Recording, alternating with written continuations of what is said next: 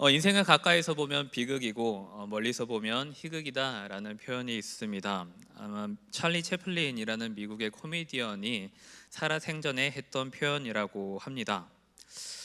누군가를 바라볼 때 참 좋겠다, 부럽다라고 느낄 수도 있지만 정작 가까이서 그 사람의 삶을 보았더니 그 역시 고뇌로 가득 차 있더라 라는 뜻을 내포하고 있다고 합니다. 우리 인생에 희극이 많으면 참 좋겠는데 안타깝게도 조금 극적인 상황이 더 많이 발생되는 것 같습니다. 우리 인생에서 힘든 일 또는 사건들을 생각하다 보면 몸이 아플 수도 있고 아니면 가족 간에 어떤 문제가 있을 수도 있고 또는 갑자기 생각지 못한 법적인 문제들, 사건들, 사고들이 생길 수도 있을 것 같습니다. 야, 정말 머리 아픈 문제들, 어떻게 하면 좋을까? 내가 어떻게 하면 좋을까? 비극이란 때때로 내 뜻대로 되지 않을 때, 그럴 때 우리는 참 비극적이다 라고 표현하는 것 같습니다. 이제는 모든 일이 다 해결되었고 이만하면 됐다 싶은데 참 비극이라는 것은 소리 소문 없이 갑자기 우리 앞에 얼굴을 들이밀 때가 있습니다. 그러면 별로 하늘을 쳐다볼 때가 생기지요. 한숨을 쉴 때도 생기고 절로 하늘만 쳐다보면서 참 하늘도 무심하시지라고 할 때가 있습니다. 그런데 어떤 분들은 이렇게 한숨 쉴 때도 있지만 또 그래도 또 대단한 것은 어떤 분들은 그럼에도 그것들을 믿음으로 잘 이겨내 나가시는 분들이 있단 말입니다. 참 대단하다 싶은 분들이 그런 분들의 간증을 듣기도 하죠. 그래서 아픔 속에서 피어나는 희극을 생각해 보면서 참 상황은 여전히 어렵지만 그 가운데서 우리는 어떻게 그것을 희극으로 바꾸어낼 수 있을까 하는 가능성을 볼 수 있을 것 같습니다. 본문의 배경은 이제 히스기야가 병이 들어서 하나님 앞에 매달리며 통곡하고 있는 장면입니다. 이 결과에 대한 결과는 저희가 다 알고 계시지요. 그렇지만 그 결과에 대해서는 우리가 아직 알지 못한다라고 생각한 상태로 그가 현재 이사야에게 죽음을 선고받고 그가 살 날이 이제 얼마 남지 않은 상태이다 라는 것을 가정하면서 오늘의 일을 풀어가고자 합니다. 그에게 갑작스러운 이 소식은 분명히 비극으로 다가왔겠지만 그는 어떻게 이 비극 속에서 하나님을 바라보면서 이 소식이 희극으로 변할 수 있었는지가 오늘의 포인트라고 하겠습니다. 해피엔딩으로 끝이 났으니까 희극이라 하겠지 라는 것이 아닙니다. 만약에 좋은 결과로 이어졌기 때문에 희극이라고 한다면 병고침을 받지 못한 분들은 여전히 비극 속에 살고 있는가? 아니요, 그렇지 않겠죠. 그것을 풀어보는 것이 오늘 설교의 포인트라 하겠습니다. 우선 히스기야에게 선고된 이 비극적인 타이밍이, 이 비극적인 소식이 언제 전해졌느냐를 잘 보아야만 하겠습니다. 1절의 첫머리를 보시면 그때에 라는 접속사로 19장과 20장이 연결되어져 있습니다. 이 시기의 문제는 대단히 중요합니다. 왜냐하면 19장에 있었던 사건들이 한 고비를 넘긴 직후였거든요. 그럼 18장 19장에는 어떤 일이 있었는가를 살펴보면 남유다는 현재 아수르라는 강대국에 의해 침공을 받고 있는 상태입니다. 여러분 열왕기하 17장을 읽어보시면 북이스라엘은 현재 멸망한 상태입니다. 그리고 왜 이스라엘이 멸망했는지에 대해서 잘 기록해 두고 있지요. 그리고 이제 그 아수르라는 강대국이 그 밑에 있는 남유다를 향해 계속 진격해 오고 있습니다. 남유다는 원래 북이스라엘과 비교하여서 군사적으로나 정치적으로나 어느 것 하나 앞선 나라가 아니었습니다. 상대적으로 더 부강했던 북이스라엘조차도 아무것도 하지 못하고 멸망당했는데 하물며 남유다는 어떻겠습니까? 그래서 18장 19장의 이야기를 보면 히스기야와 백성들은 아수르라는 큰 사자 앞에서 떨고 있는 모습을 보여주고 있습니다. 이 고고학자들이 평가하는 히스기야 왕은 그렇게 썩 통치를 잘하지는 못했던 것으로 평가하고 있습니다. 통치를 잘했다는 뜻을 우리는 다윗이나 솔로몬처럼 나라를 부강하게 만들고 영토를 확장시켰다, 군사적으로 뛰어난 리더십을 발휘하였다라는 뜻으로 받아들인다면 히스기야는 그런 왕은 아니었습니다. 그럼 왜 성경에서는 히스기야를 뛰어난 왕이다라고 평가하고 있는 것일까요? 히스기야를 뛰어난 왕이라고 평가하는 이유는 성경은 정치적인 책이 아니기 때문입니다. 성경은 신앙의 책이기 때문입니다. 평가의 기준이 좀 다릅니다. 대신 히스기야는 정치는 잘하지 못했을지 모르겠지만 하나님 앞에서는 대단히 솔직했던 왕으로 기록되어져 있습니다.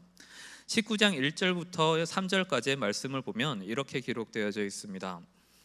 히스기야 왕이 듣고 그 옷을 찢고 굵은 배를 두르고 여호와의 전에 들어가서 왕궁의 책임자인 엘리야긴과 서기관 셈나와 제사장 중 장로들에게 굵은 배를 둘려서 아모스의 아들 선지자 이사야에게로 보내매 그들이 이사야에게 이르되 히스기야의 말씀이 오늘은 환난과 징벌과 모욕의 날이라 아이를 낳을 때가 되었으나 해산할 힘이 없도다 라는 절망을 이야기를 하고 있습니다. 히스기야가 지금 할 수 있는 것은 하나님 앞에 매달리는 것 이외에는 아무것도 없었습니다. 예루살렘이라는 성 자체가 산 위에 자리 잡고 있었기 때문에 방어를 하기에는 대단히 좋았을지 모르겠지만 만약에 이 적들이 공격을 하러 올라가지 않고 밑에서 그냥 고사작전을 펼쳐버린다면 예루살렘은 할 수 있는 것이 아무것도 없었습니다. 더구나 국력도 약했던 남유다 그리고 히스기야에게는 현재 선택할 수 있는 다른 옵션들이 없었습니다. 그저 하나님께 매달리는 것밖에 없었습니다. 그런데 조금 이제는 이야기가 달라지고 있는 것이 19장 20절 말씀에 이렇게 이어지고 있습니다. 아모스의 아들 이사야가 히스기야에게 보내 이르되 이스라엘 하나님 여호와의 말씀이 내가 아수르 왕 사네립 때문에 내게 기도하는 것을 내가 들었노라 하셨나이다. 아멘. 이제 하나님의 구원의 능력이 펼쳐지기 시작합니다. 앞선 다윗이나 솔로몬처럼 통치를 잘했던 왕, 국력을 키웠다고 할 수 있는 그런 왕은 아니었지만 신명기 역사서에서 그를 참 훌륭한 왕이다 라고 평가하는 이유는 하나님을 향한 믿음 그리고 그의 의지 때문이었습니다. 솔직히 히스기야를 다르게 좋게 평가할 다른 이유는 고고학자들은 찾지 못하고 있습니다. 다만 딱 하나, 그는 하나님을 의지하였다라는 이유 하나입니다. 그러면 여기서 첫 번째로 알 수 있는 것은 우리가 비극에 빠지지 않을 수 있는 첫 번째 마음가짐이라 하겠습니다. 나는 남들과 비교해서 자랑할 만한 것도 없는 그저 그런 사람인가? 아무것도 내세울 것이 없는, 자랑할 만한 것이 없는 그저 그런 평범한 사람인가? 라는 자기 비하를 할 필요가 전혀 없다라는 말입니다. 그 어느 왕들도 다윗이나 솔로몬처럼 나라를 잘 다스렸던 왕이 없습니다.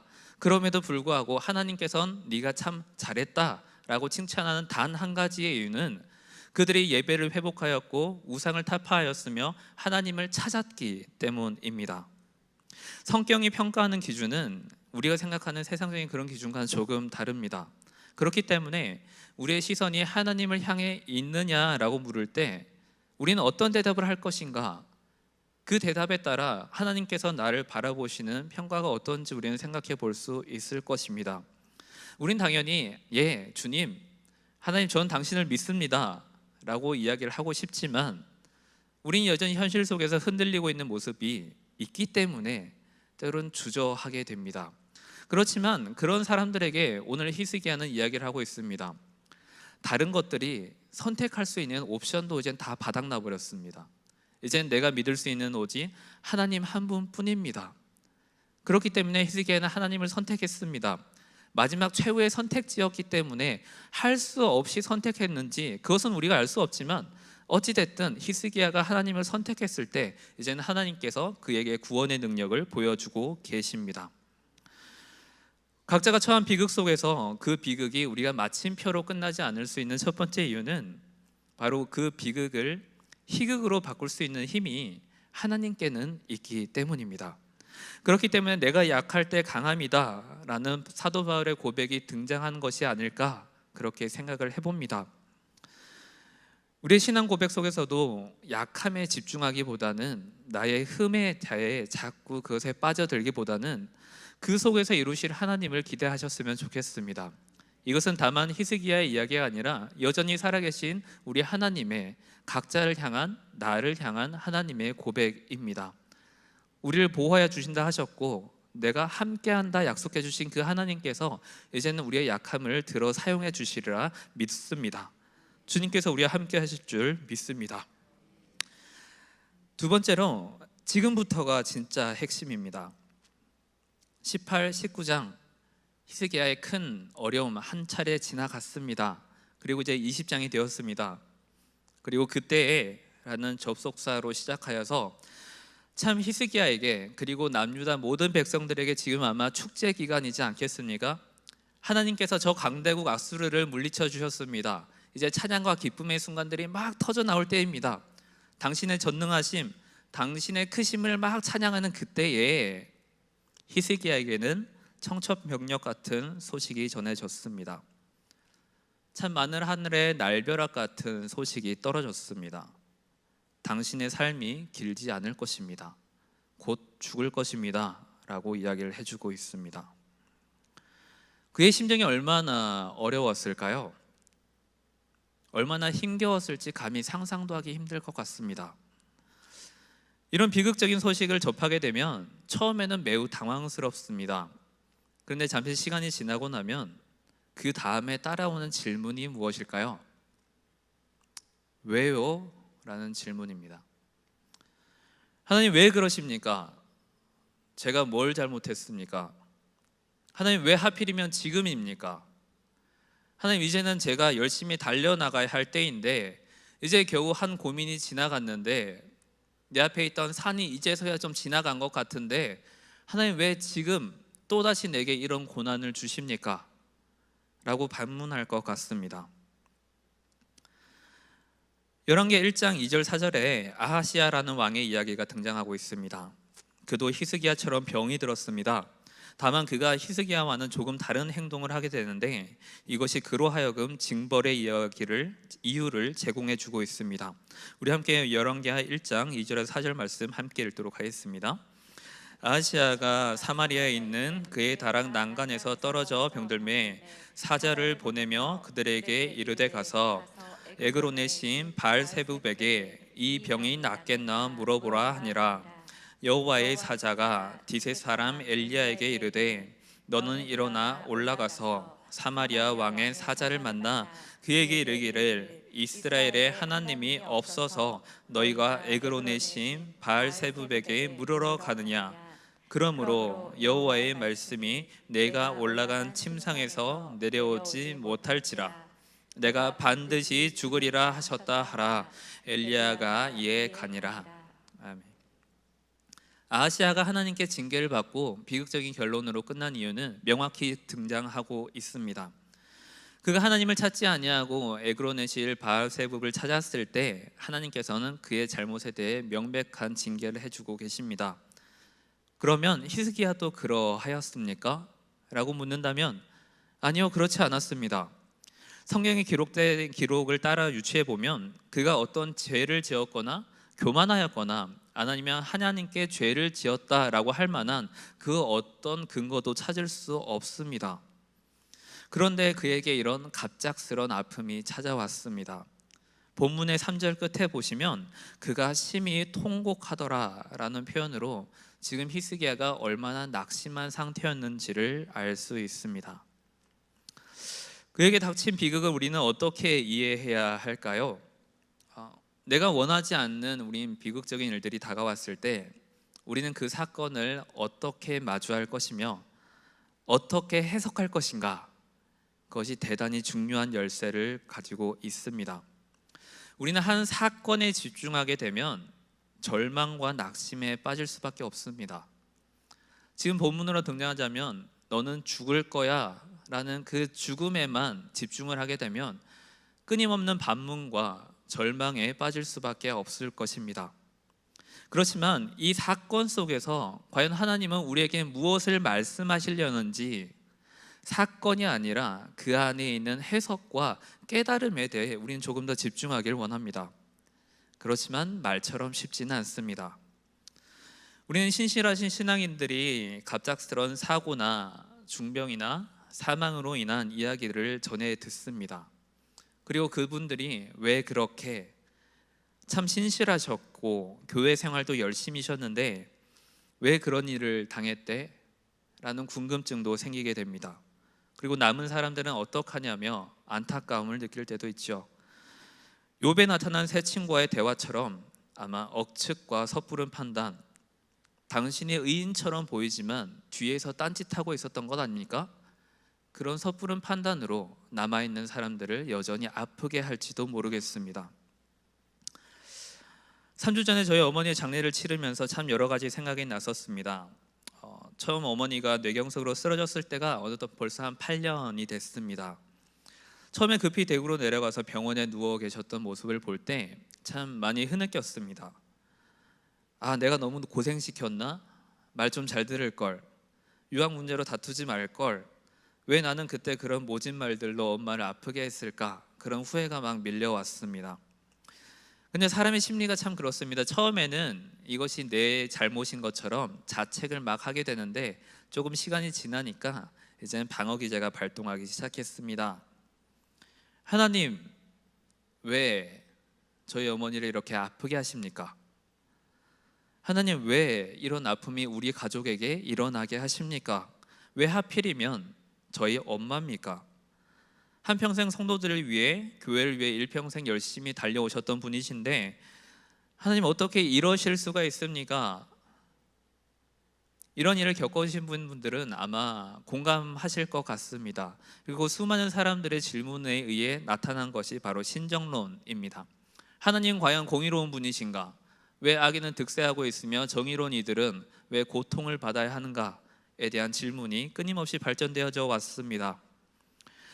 대표적으로 욥이 자신에게 아픔이 닥쳤을 때 그는 자신의 생일을 저주하면서까지 하나님께 항변합니다. 저 역시도 그랬습니다. 하나님께 계속 항변했습니다. 그리고 어머니의 아픔은 점점 해가 거듭할수록 심해져 갔습니다. 참 더 안타까운 것들은 다른 성도님들 위한 치유 기도나 여러 가지 함께 중보의 기도가 이럴 때는 참 정말 기적 같은 응답으로 이건 하나님이 아니시면 절대 일어날 수 없는 기적들이 분명히 일어나는데 왜 하나님은 우리 어머니는 외면하시는 거죠? 라는 질문들이 생겨나기 시작했습니다. 뇌에 문제가 생기니까 내장들에도 문제가 생기기 시작했습니다. 폐 기능도 떨어지고 신장도 기능을 하지 못하자 이제는 집에서 자가투석으로 참 힘든 밤들을 보내셨습니다. 해가 거듭할수록 건강은 계속 나빠졌고 희망은 점차 절망으로 바뀌어가기 시작했습니다. 회복과 치유를 위한 기도를 했지만 어째서인지 그 기도는 저희 어머니에게만 피해가는 것 같았습니다. 그래서 믿음으로 구하지 않았기 때문에 낫지 않는 것 아니냐라는 말이 예전에는 제가 섣부르게 했었을지도 모르겠지만 이것이 듣는 사람에게는 참 얼마나 무서운 칼날이 되는지, 누구보다 목사인 아버지 그리고 아들인 제가 어머니를 위해 얼마나 기도하지 않았겠습니까? 라고 한다면, 그런 분들에게 그런 질문들이 있었다면 그렇게 대답할 것 같습니다. 이 비극 속에서도 어머니의 믿음은 때로는 저를 좀 놀라게 했습니다. 이젠 한 4년 전에 이제 코로나가 되기 전에 이제 수술을 앞둔 상황이었습니다. 당시 어머니는 입에서 몸속으로 이제 관이 3개 정도 삽입되어져 있었습니다. 중환자실에 누워 계신 모습을 보노니 참 마음이 아픈 그림이었습니다. 정신이 깨어져 있는 상태에서 입을 통해 관이 몸속으로 들어가 있으니 당연히 자신도 힘드셨겠지만 옆에서 관하는 분들도 계속 침이 흐르고 눈물이 흐르고 있으니 계속 닦아줘야 하고 아무것도 드시지 못한 상태입니다.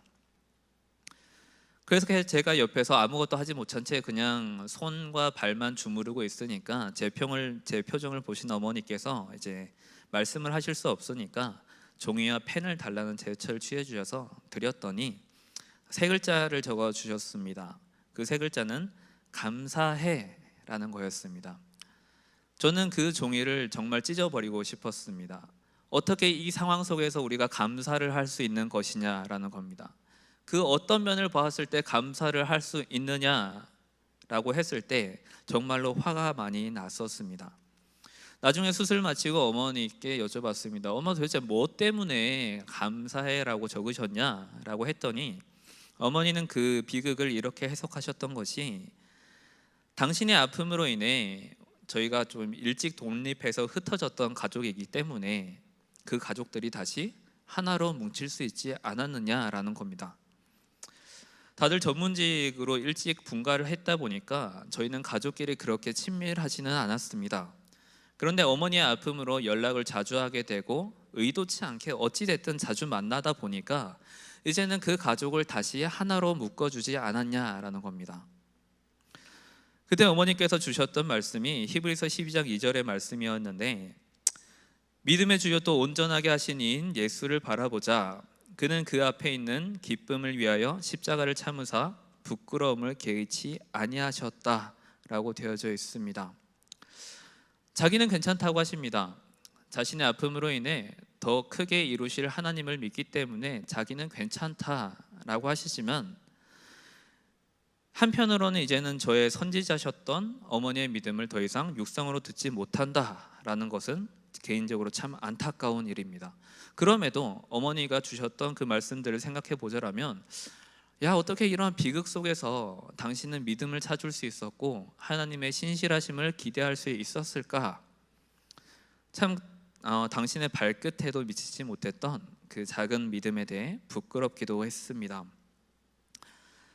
아마 우리는 여러 가지 상황만 다를 뿐 이런 맥락 속에 있는 분들도 분명히 계실 줄 알고 있습니다. 어떤 아픔, 이해할 수 없는 일들에 대해 우리는 하나님께 항변합니다. 답답함을 토로하기도 하고 그 이유에 대해 따지기도 하겠지만, 그러한 시간 속에서 우리가 이제는 시간이 조금 지나 잠잠해지면 이제는 하나님께 조심스레 묻기 시작합니다. 하나님, 우리에게 길을 보여달라고 말입니다. 왜 저에게 이런 아픔을 주셨습니까? 그러면 제가 이 순간을 통해서, 이 사건을 통해서 제가 알아야 할 것은 무엇입니까? 라고 다시 천천히 하나님께 집중하기 시작합니다. 우리는 사건 그 자체에만 집중을 하게 되면 감사할 게 하나도 없습니다. 전혀 없습니다. 왜냐하면 대부분 납득하기 어려운 일들이니까요. 그런데 사건이 아니라 그 사건을 내가 어떻게 신앙 안에서 해석할 것인가, 그 해석 안에서 하나님을 향한 깨달음을 어떻게 발견할 것인가, 조금 시선을 다르게 두었더니 이제는 이 사건을 통해서 일하시는 하나님의 계획을 보게 됩니다. 여전히 아픔 속에 있지만 소망을 생각하게 되고 아픔 속에서 피어나는 희망을 보게 됩니다. 우리는 비극을 비극으로 그치지 않고 또 다시 더 나은 미래로 바라볼 수 있는 또 다른 이유는 교회 공동체가 있기 때문인 것 같습니다. 목장이든 개인적인 친목이든 그 무엇이든 아픔을 겪는 이들을 우리가 함께 위로하고 함께 나누고자 하면서 교회의 참모습이 발견되는 것 같습니다. 제가 유족의 입장에서 일을 치르면서, 그리고 갑자기 귀에 문제가 좀 생긴 상태에서 많은 분들이 기도해 주시고 격려해 주시면서 저 또한 몇몇 깨달음이 있었습니다. 개인적인 깨달음은 목장 예배를 드리다 보면 우리 어떤 권사님들이 이렇게 말씀해 주십니다. 목사님, 제가 겉보기에는 멀쩡한데 성한 곳이 하나도 없어요 라고 하시면, 아유 권사님, 그런 말씀 마셔라, 그래도 이렇게 같이 예배 드릴 수 있지 않냐 라고 하지만, 이제는 그 심정이 어떤지 조금은 이해할 수 있을 것 같습니다. 겉보기엔 참 멀쩡한데 안 들려요 라고 하면, 그래요? 괜찮으신 것 같은데? 네, 말 그대로 겉보기는 멀쩡한데 조금 아픈 곳이 있습니다. 그런 일이 생기니까 조금 멀리 나가는 것에 대해 걱정이 됩니다. 갑자기 어지러워지면 어떡하지? 그리고 이명 때문에 수면제를 처방받는 분들에 대해 이런 느낌 때문에 잠을 잘 주무시지 못하는구나 라는 것도 조금 알게 되었습니다. 저 역시 불편합니다. 그리고 이것에 대해 하나님께 이건 좀, 하나님 저 지금 해야 될 게 많은데요 라는 상황이지만, 그럼에도 하나님께 그렇게 또 항변하지 않게 되는 이유는 이것에 대해 이제는 저 역시 기회를 얻었다라고 생각하기 때문입니다. 성경의 이론, 하나님을 바라보는 자들에게 이루실 그 계획을 바라볼 그 이론을 이제는 나를 통해서 어떻게 일하실까에 대해 살아있는 증거로 삼아주셨으면 좋겠습니다 라고 될 수 있고, 설사 조금 후유증이 남는다 할지라도 이것은 내 평생 가져갈 수 있는 간증이 될 수 있겠다라고 생각하면 또 좋은 설교거리 한두 개 얻었다라고 생각할 수 있을 것 같습니다. 어떻게든 우리는 사건 자체에만 집중하지 않게 되면 여러분 조금 더 나은 긍정을 바라볼 수 있을 것 같습니다.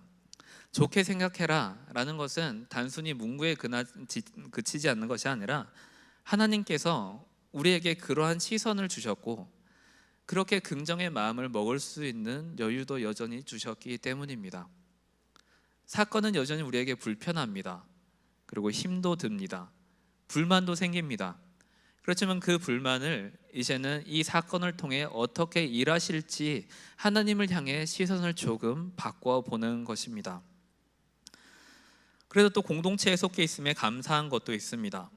이 돌발성 난청에 대해 여러 가지 정보도 알아봐 주시고 경험담 그리고 대처 그리고 주변에 가볼 만한 한의원과 병원도 추천을 해주셨고 또한 약도 민간 처방도 여러 가지를 알려주시니 참 죄송하고 감사할 따름입니다. 그래서 저에게 2023년 5월은 참 뜻깊은 달인 것 같습니다. 분명히 하나님의 소망을 바라본다라고 다짐은 하지만 이것을 혼자 감당해야 된다면 분명히 어려운 것들이 있겠지만 함께 기도해 주는 분들이 계시고 우리가 함께 기도해 주시는 공동체가 있다라는 것은 저뿐만 아니라 아마 동일한 상황을 겪고 계신 많은 분들에게 내가 참 하나님 믿기를 잘했다 그리고 교회 다니기를 참 잘했다 라고 생각해 줄 수 있는 위로와 온기를 전해줄 수 있을 것입니다. 그래서 여러분 참 깨달음이란 것은 참 그 상황에 알지 못한다라는 것이 참 안타까움인 것 같습니다. 언제나 우리가 깨달았다라는 표현을 쓰기 위해서는 비극이란 시간 그리고 희극이란 시간이 조금 지난 뒤에야 어느 정도 시간이 지난 후 뒤를 돌아보면서 그땐 그랬지 하나님께서 내게 이런 은혜를 주시려고 내게 이런 성장을 주시려고 그랬구나 그제서야 찾아온 것이 깨달음이기 때문에 우리는 어쩔 수 없이 시간이 필요합니다. 그렇기 때문에 그 사건을 겪고 있는 그 당시는 여전히 우리에게 비극으로 다가오지만 그 비극을 묵상을 통한 해석이 이루어지고 그 해석이 희극으로 향하는 소망이 되어주면서 마침내 하나님 감사합니다 깨달음과 느낌표가 딱 떠오르게 됩니다. 그러면 그제서야 우리는 탄식이 이루어집니다. 이 탄식은 감사의 탄식입니다. 그리고 죄송함의 탄식입니다. 송구스러움의 탄식입니다. 하나님 제가 그때 참 불평 많이 했었는데요 불만 많이 가졌었는데요 하나님한테 참 많이 외치기도 했는데요 하나님 죄송해요 지나고 나서 보니까 제게 이런 깨달음을 주시려고 저를 이렇게 성장시켜 주시려고 그러셨군요 감사합니다 라는 그때가 반드시 올 것입니다. 로마서 5장 3절부터 5절까지의 말씀입니다. 이렇게 기록되어 있습니다. 다만 이뿐 아니라 우리가 환난 중에도 즐거워하다니 이는 환난의 인내를 인내는 연단은 소망을 이루는 줄 알미로다. 소망이 우리를 부끄럽게 하지 아니하면 우리에게 주신 성령으로 말미암아 하나님의 성령이 우리 마음에 부은 바 됨이라 라고 하고 있습니다. 여러분 많이 밑줄 쳐놓은 그런 말씀 아닙니까? 이제는 이 단순히 우리에게 좋은 말씀이니까 밑줄 쳐놓자 형광펜으로 그어놓자 그렇게만 끝나지 아니었으면 좋겠습니다. 각자 가운데에 있는 분명한 환난 있겠죠. 다른 사람들이 알 수 없는 그런 어려움들 분명히 있겠죠. 그 환난 가운데 하나님께서 우리에게는 조금의 시간의 인내를 원하시는 것 같습니다. 그리고 그 끝은 반드시 소망으로 연결이 됩니다. 그 소망은 우리를 부끄럽게 하지 않는다라고 하십니다. 하나님께서도 아마 함께 아파하고 계시지 않을까 생각을 합니다. 참 부모님이라면 자녀가 다양한 일에 대처할 수 있도록 때로는 험한 일도 시키면서 하나님께서는 우리가 그 비극 속에서 당신을 바라보고 또한 이겨내고 깨달음을 얻길 원하시지 않을까 그렇게 생각을 해봅니다. 분명히 하나님께서도 우리와 함께 그 아픔을 나누고 계시지 않을까 그렇게 생각을 해봅니다.